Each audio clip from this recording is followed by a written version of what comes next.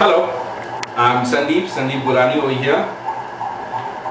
This is the module I'll be talking about today, the laptop repairing. I've already given up some modules in shouldering concepts and motherboard. I'll be gradually coming up with my new modules for the young generation to learn about the subject. And anyhow, everything is not possible in form of video. So in case you'll have any query, you can ring me up, you can mail me up, and always I'll be there to help you out. So I belong to India, Calcutta. I'm mainly into chip level repairing of this desktop and laptop motherboards, and the last 16 years I'm into this field. I'm also imparting training on the same subject since last 16 years. I have students all around the world. And today I'll be talking to you about the laptop troubleshooting and repairing, especially the motherboard aspect of it. Now, I have kept a open laptop with me, open laptop motherboard with me.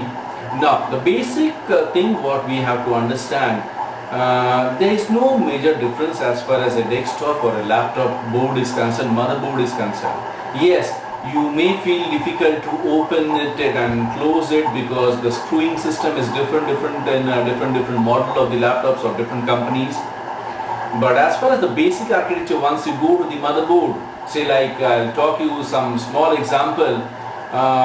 Yes, many people have different dress and colors of different countries. But for a doctor, once he opens up to do some operation, maybe a heart operation or a kidney operation, he finds internally almost a similar thing. He doesn't find something new. So he doesn't find out the dress over there because there is no dress. Similarly, so once we come down to the motherboard side of it, we find that it is similar. Because again you will find the same thing, something like your desktop board, you will have either an Intel chipset, or you have a SIS chipset, or you will have a VIA chipset, you will have either an Intel CPU or a VIA CPU or maybe a AMD CPU. So internally again the motherboard architecture remains the same as the desktop motherboard. Yes, the integration has further increased, and it is the board with more number of layers, maybe 16 layers or so. And one more thing is there, like a desktop board, it is very easy to identify where is the keyboard jack or where is the mouse jack and which is the display port. It's very easy because they have some standard layout, but which we don't have it in our, say, like laptop.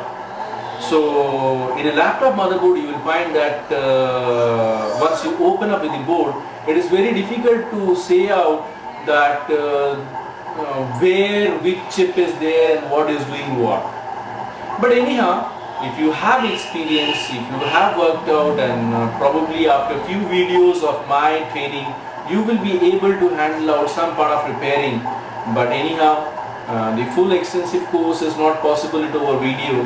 The students all over the world, those who are interested, can join up the course. We do conduct courses. The peoples are there from outstation. I do also conduct the online courses for the similar topic. Now, to start with the this particular motherboard, the laptop motherboard, you will find first of all, every aspect is small in size. That is, they are more further integrated up. But as far as my north bridge, my south bridge is concerned, they are similar. There is no much change as far as their shapes and size are concerned. There are many features in the desktop we don't use it out. There are features of the similar chipset what we use it in our desktop, but once we use it in our laptop, we use those features. Now, the CPU, if we just take out the CPU, there are some CPUs of a, say like today's scenario boards, which you will not be able to fix up in your standard desktop board. Why? Because it is the same CPU. It is the same 478 pin CPU, but it is a mobile CPU. So what is the difference between it? Maybe some pin configurations are changed out so that it doesn't fix up to the standard socket. Similarly, if you want to see the RAM is also smaller in size. So the standard RAM what you use in a desktop will not fix up over here. So Again, so you have to go with the RAM which goes and fixes to the laptop itself. Now, the major difference between a desktop motherboard and a laptop motherboard is, let us talk about the power supply aspect of it. In a desktop motherboard, the power supply, we use an SMPS which has a 12 volt, a minus 12 volt, a plus 5 volt, a 3.3 volt, a standby, a power on, a PG. These are the variety output which comes out from the SMPS. But if you take out a laptop, you will find maximum it's a 2-wired cable, that is a jack with a DIN sort of, what you call round DIN jack. And the general power supply, standard power supply used for a laptop, for today's laptop you will find it is around 18 to 19 volts. Some are using compact and all are using 18.5. There are laptops with, say, like maximum laptops are built up with the 18 volt power supply. So just try to differentiate the two. From a desktop motherboard, you are getting, from a desktop SMPS you are getting variety output of power supplies, but whereas as far as my laptop motherboard is concerned, we are getting only one type of power supply, one standard fixed value of power supply, that is 18. So we have to simply understand that there are variety voltages which you have to build up on the laptop motherboard. Yes, in the desktop motherboard also, the standard power supplies whichever are coming from the SMPS, hardly they are used out, because the usage of today's chipset, they use a very less power consumption. Not in terms of ampere, I am talking in terms of voltage. That is, the voltage workability are very low. Say like the CPU generally works out from maybe 1 volt to maybe 1.5 volt of the standard Pentium 4 CPUs. The North Bridge, they work on a standard 1.5 volt, their core works out at 1.5 volt. The South Bridge core is approximately 1.8.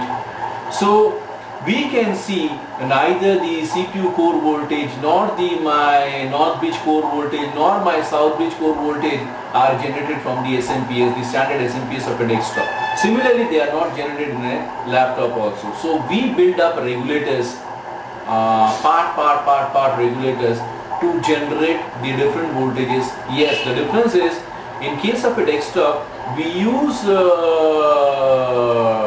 maybe 3.3 volt line or a 5 volt line or maybe a 9 volt, maybe a 12 volt line to generate out the different voltages. But as far as my laptop is concerned, it uses a standard 18 volt. Let us say we drop that 18 first to maybe 12 volt, and then further to 5 volt, and then further to 3.3 volt, and further to say like my 1.5 volt and 1.8 volt and the CPU core requirement. So there are variety regulators on the motherboard, and for your kind information, around 45% of cases are there in the desktop and the laptop motherboard. They are purely related to the power supply section. So unless we study or understand this power supply regulator modules very clearly, it is really difficult to repair or proceed further. Yes, in a desktop motherboard, today we are using a soft switching concept. Even in a laptop motherboard, we are using a soft switching concept. In a laptop motherboard, it is bit more critical. Why? Because we have something called as a sleep mode. If you generally in the maximum of the laptop, if you bring down the LCD panel or close the laptop, that is bring down the LCD laptop in the closed position, you will find your laptop automatically goes to the sleep mode. Once you open it up, again press any key, again revise back. So it is, the power supply is also a bit more complicated as far as my laptop is concerned. And similarly, the FETs and all, the chips and all, whatever we use, even they are a bit smaller because we are placing it up into the laptop, the space is less. So the next module what will be coming up is with the power supply repair and troubleshooting concept. That will be a common as far as my desktop and laptop both are concerned, and that is few stages will be in common, say like for the desktop and laptop, and thereafter we'll proceed one by one as we are proceeding further. So till then, bye bye.